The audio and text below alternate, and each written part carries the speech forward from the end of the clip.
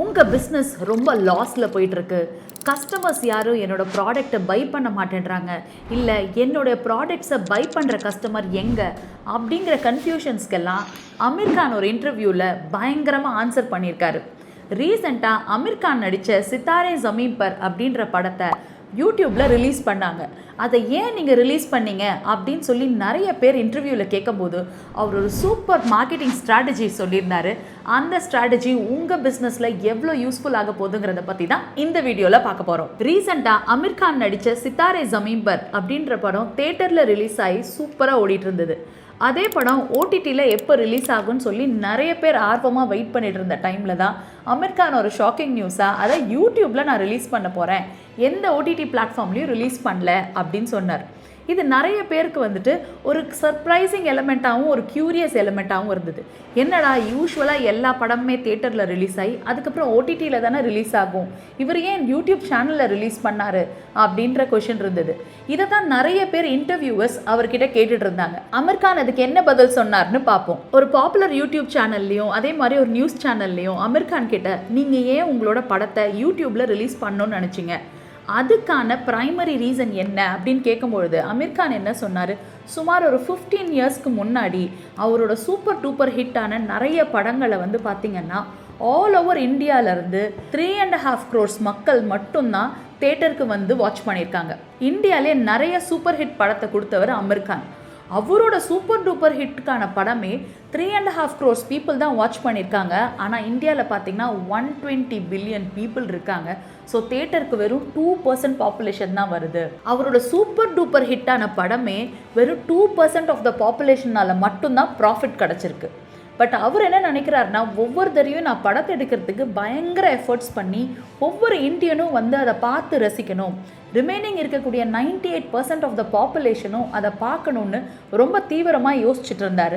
அப்போ தான் தாரே ஜமீன் பர் 15 இயர்ஸ் கழிச்சு ரிலீஸ் பண்ணும்போது அவருக்கான அந்த அடித்தளம் தான் இப்போ விஷனாக மாறுச்சு. ஸோ அப்போ அவர் என்ன பண்ணுறாரு அப்படின்னா, வெறும் 2% ஆஃப் த பாப்புலேஷனை வச்சு நான் வந்து இவ்வளோ ப்ராஃபிட் மேக் பண்ண முடியும் அப்படின்னா 98% பீப்புள் அதை வாட்ச் பண்ணுறது எப்படின்னு யோசித்த காலங்களை தாண்டி இப்போ அவர் என்ன பண்ணுறாரு அப்படின்னா, தேட்டரில் ரிலீஸ் ஆன பிறகு ஒவ்வொரு இந்தியனும் அந்த வீடியோவை ஈஸிலி ஆக்சசபிள் அஃபோர்டபுள் லெவலில் இருக்கக்கூடிய ஒரு பிளாட்ஃபார்மில் தான் ரிலீஸ் பண்ணணும்னு டிசைட் பண்ணுறாரு. அதுக்கு அவர் சூஸ் பண்ண பிளாட்ஃபார்ம் யூடியூப். ஏன் யூடியூப்னா, இன்றைக்கி ஸ்மாலஸ்ட் வில்லேஜில் கூட ஒருத்தர் ஸ்மார்ட் ஃபோன் வச்சுருக்காங்க, அவங்க ஒரு யூடியூப் வச்சுருக்காங்க.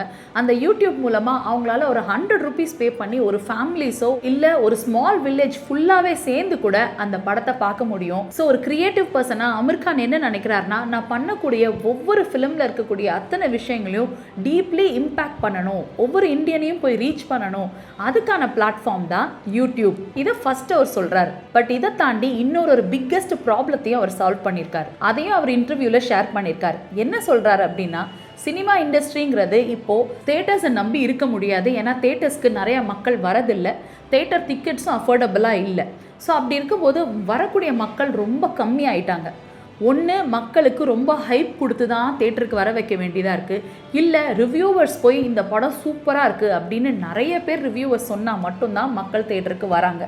ஸோ இந்த மாதிரி நிறைய ஃபேக்டர்ஸ் வந்து தேட்டரை எஃபெக்ட் பண்ணுறது அப்படின்றதுனால ஒரு சினிமா இண்டஸ்ட்ரி, அதை சார்ந்து இருக்கக்கூடிய நிறைய பீப்புள், அதை சார்ந்து இருக்கக்கூடிய நிறைய தொழிலாளர்கள் வந்து ரொம்ப எஃபெக்ட் ஆகுறாங்க. ஸோ இந்த இண்டஸ்ட்ரியே காப்பாற்றணும் அப்படின்னா வெறும் இந்த 2% மக்கள் தேட்டருக்கு வரவங்களை வச்சு மட்டும் காப்பாற்ற முடியாது.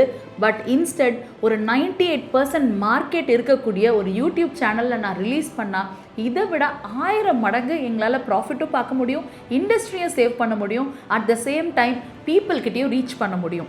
ஸோ இதை வச்சு நீங்கள் என்ன பிஸ்னஸ் லெசன் லேர்ன் பண்ணலாங்கிறது தான் ரொம்ப ரொம்ப முக்கியமான விஷயம். பிகினிங்லேயே நான் கேட்ட கேள்வி என்ன அப்படின்னா, உங்கள் பிஸ்னஸ் ரொம்ப லாஸில் போயிட்டுருக்கா, கஸ்டமர் உங்களுக்கு உங்கள் ப்ராடக்டை வாங்கலையா, அப்படின்னா உங்கள் ப்ராடக்டை கரெக்டாக உங்கள் ஆடியன்ஸ் இருக்கக்கூடிய ஏரியாவில் ஆடியன்ஸ் விரும்பக்கூடிய இடத்துல நீங்கள் செல் பண்ணலங்கிறது அர்த்தம். ஏன் அப்படி சொல்கிறேன்னா, தேட்டரில் பிரம்மாண்டமாக அவ்வளோ ரிலீஸ் பண்ணால் மக்கள் அங்கே வரல, மக்கள் வரலன்னா அங்கே ப்ராஃபிட் இல்லை. மக்கள் எங்கே இருக்காங்களோ அங்கே போகணுன்னு நினச்சது தான் ஃபஸ்ட்டு பயங்கரமான ஒரு ஸ்ட்ராட்டஜி. ரெண்டாவது, மக்கள் இருக்க இடத்துக்கு நம்ம போகணுன்னா அது அஃபோர்டபுளாகவும் நூக் அண்ட் கார்னரில் ஒரு வில்லேஜில் ஒரு ஆள் கூட ஆக்சஸ் பண்ணக்கூடிய இடத்துல இருக்கணும்னு அவர் நினச்சார் பார்த்தீங்கன்னா, அதுதான் ரெண்டாவது பிக்கெஸ்ட் ஸ்ட்ராட்டஜி. ஸோ இந்த மாதிரி உங்கள் ப்ராடக்டை நீங்கள் நூக் அண்ட் கார்னர் எவ்ரி வில்லேஜ்லேயும் போய் நீங்கள் பண்ணணும்னு நினச்சிங்கன்னா, அவரை மாதிரி கொஞ்சம் விஷனரியாக திங்க் பண்ண ஆரம்பிச்சிங்கன்னா உங்கள் பிஸ்னஸை நீங்கள் எங்கேயோ எடுத்துகிட்டு போயிடலாம். இதே மாதிரி நிறைய யூஸ்ஃபுல் ஸ்ட்ராட்டஜிஸ் உங்களுக்கு தெரியணும்னு விருப்பப்பட்டீங்கன்னா எங்கள் சேனலை சப்ஸ்கிரைப் பண்ணுங்கள்.